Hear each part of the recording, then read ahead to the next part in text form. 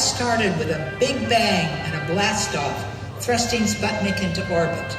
America froze with fear after this Russian launch. They had beaten us into space. Now, was it possible that they could launch missiles against us, hitting our cities and our military bases? What were we supposed to do? Gary MALOUF and I are brother and sister. Long ago, 3 of the Nassour sisters, Florence, Marion, and Vicky, married 2 MALOUF brothers and their cousin. I spent a lot of time over at my Auntie Marion's home in Holmby Hills. At this time, Auntie Flo was living with Auntie Marion. I listened as Auntie Flo told about how she really started ARCS. One evening, she was at a dinner party at Caltech and was seated next to Dr. Lee DeBridge, president of Caltech. They discussed Sputnik, which has just been launched. As she and so many Americans were very concerned about the, quotes, race for space, unquote, she asked Dr. DeBridge how she could get involved to help our government compete with Russia. He said we didn't have the technology, but suggested that she form a group of philanthropic women and raise money to offer scholarships to brilliant science students, telling her that he would personally help her if she could get such a group together. Immediately, her thoughts went to the budding California aerospace industry.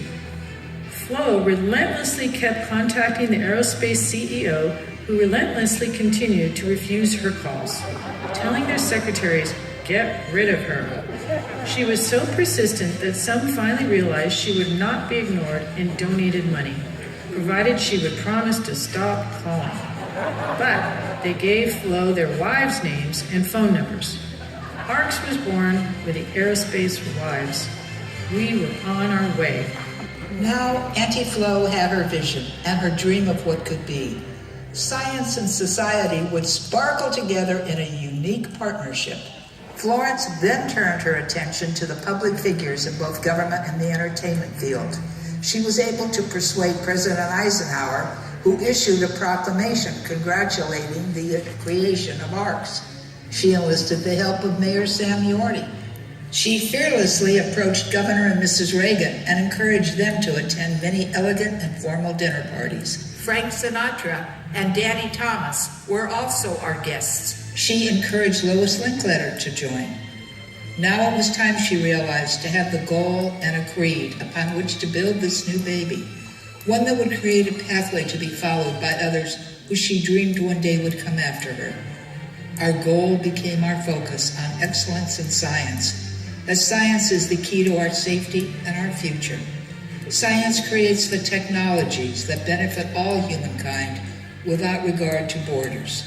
She employed the statue of the thinker as our logo. The creed that she and the other women created over 50 years ago is still the creed that every ARCS chapter follows today. Not one word has ever been changed. ARCS is an all-volunteer women's group. 100% of all scholar contributions go directly to our scholars. Recipient scholars must be American citizens with a high academic achievement in basic science. Recipient schools select the scholars on the basis of academic achievement without regard for race, creed, or gender. Funds are raised and distributed locally to our approved institutions of higher learning. Recipient schools are selected on the basis of excellence in science. By 1960s, the ladies had raised $3,000 and that year awarded 3 scholarships of $1,000 each to 3 scholars of Caltech and Harvey Mudd.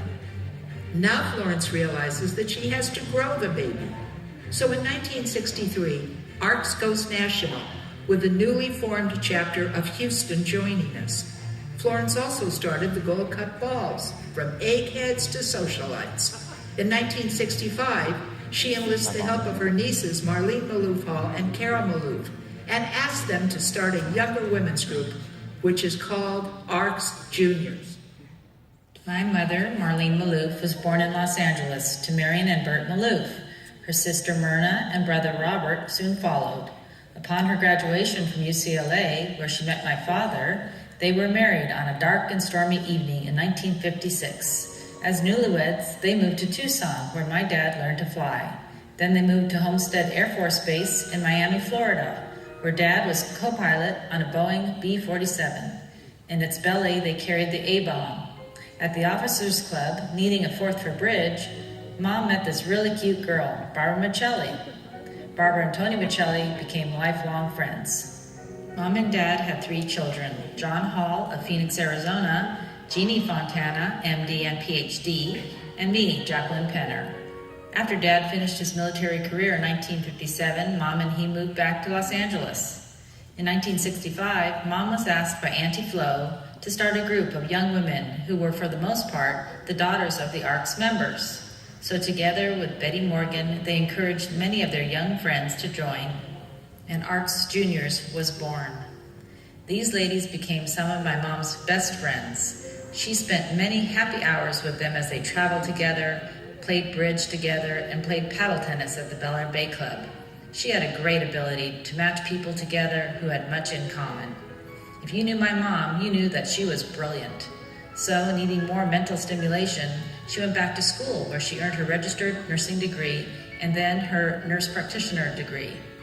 Along with working, Mom also found time to be the last president of the ARC's Auxiliary, which upon disbandment became the Stars. She knew how to include the newcomers into a social gathering and make them feel welcome. Thus, Stars flourished. Mom was fiercely protective of and loyal to ARCs, as she is a MALOUF. When she was confronted by ALS, she was like that tree in Africa that grows on rocks and sends their roots straight down to hold fast and firm to what is important. Mom lost her battle for life in 2003, but she never lost her belief that family and friends are our most important strengths. Marvelous Marlene spread warmth all around her, believing that everyone was only 5 minutes away. I remember wonderful parties ARC's Juniors had, especially the one held at the Playboy Mansion with all the bunnies running around. Our Just for Fun parties were so fabulous that even our older ARC's members enjoyed being included. We were invited to attend all the exciting field trips that only ARCs with the space CEO husbands could provide. We were the envy of Los Angeles. Donna Tohidi Anderson called and asked me to accompany her to an ARC's Orange County dinner. Beloved Pat Beckman had founded the chapter. Donna introduced me to Pat, who encouraged me to join their chapter, and I did in 2000. Auntie Flo, in the late 1960s, at our 10th anniversary, realizes that she has to continue to turn her attention to other areas of our nation so that we can continue to grow. Therefore, by 1973, our 15th anniversary, ARCS now numbers 6 chapters in 4 different states. The baby has become a toddler. Here we are in 1972 on the steps of the White House at what is now called the NAM, our National Annual Meeting. By 1980, 6 new chapters are charted, and so now we number 12 chapters in total. And we had awarded $7,600,000 to support 2,874 science scholars. The baby is becoming a teenager. In 1983, Los Angeles members celebrate our silver anniversary by creating a framework to allow the creation of even more chapters across America to provide scholarships for even more scholars, who we promote as the best of the brightest of American scholars. As ARCS entered into our 4th decade in 1993, we added 2 more chapters nationally. Our fundraising abilities have more than doubled from the previous decade. Collectively, we have raised $18,477,562, and we supported 3,148 national scholars. The baby has finally grown into adulthood.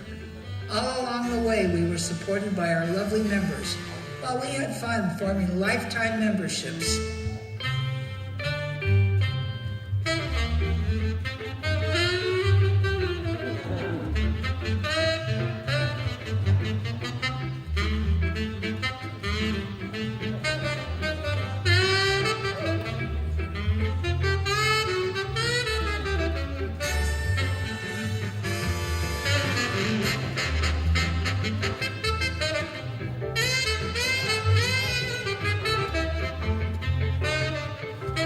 As individuals, we learn more about many different levels of science through contact with our scholars and lectures by distinguished scientists.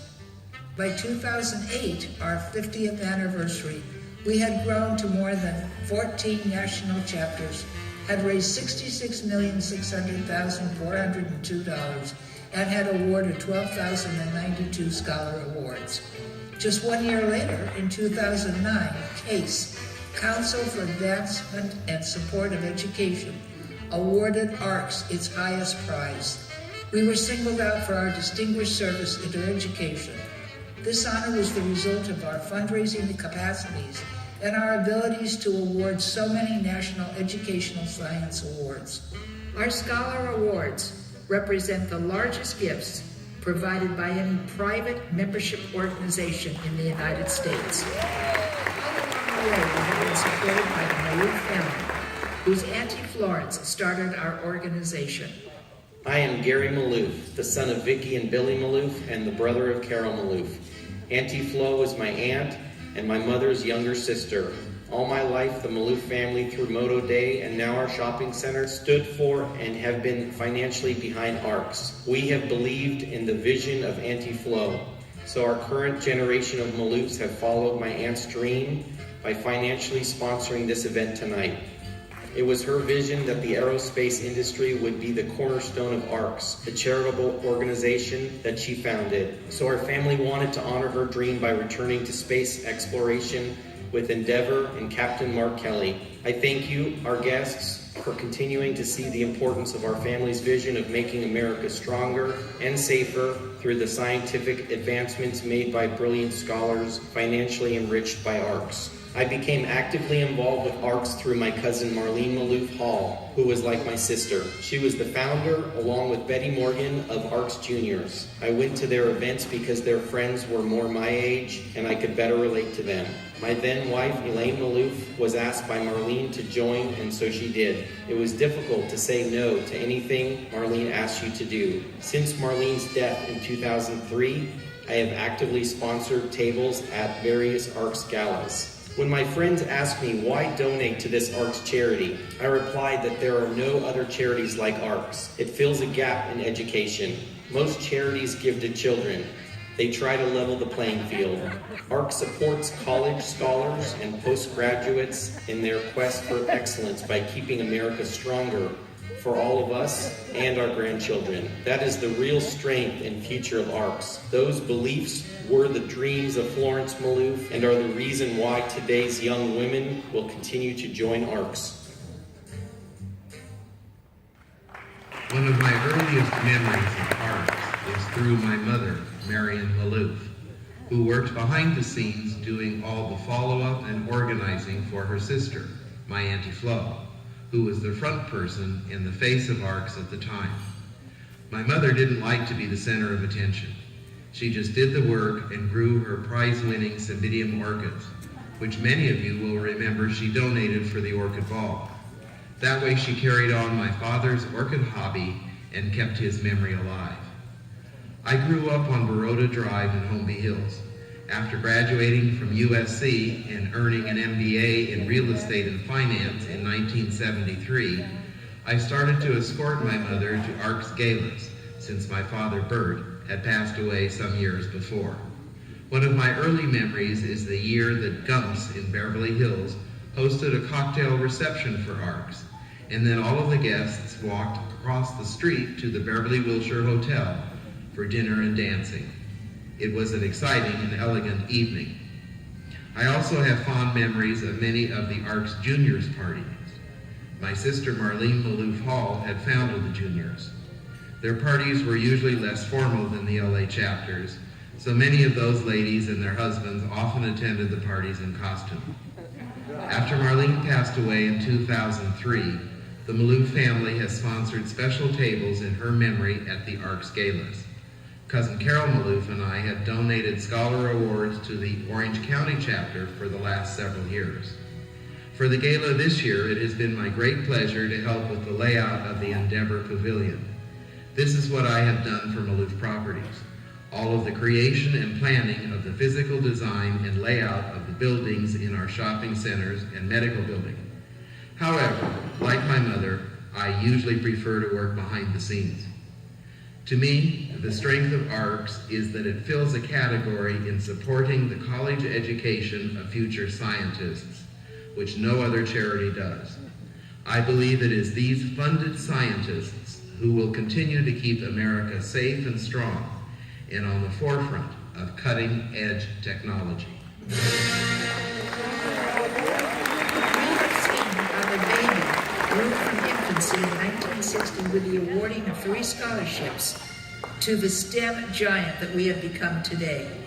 What started as a chance seating arrangement after Sputnik and a vision by a dedicated, persistent, energetic, and creative woman who had a vision of a partnership between A-Kids and socialites is going forth stronger than ever with 1,500 national members. Florence MALOUF had created a framework for success in STEM financing for our future. As of tonight, May 15, 2016, we are now 16 national chapters strong. Collectively, we have donated over $100 million to 9,263 scholars.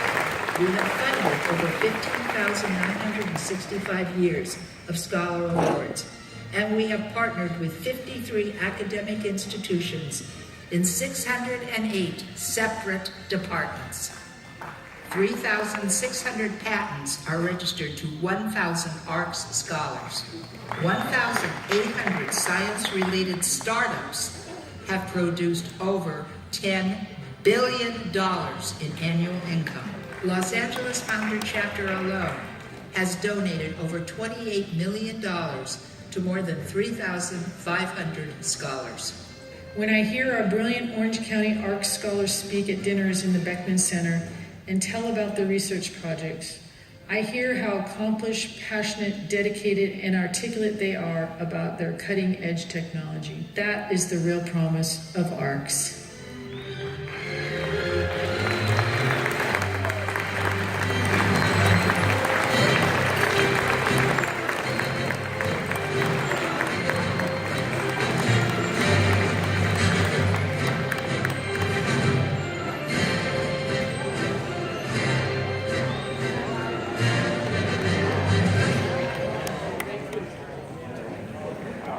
Stop this crazy thing.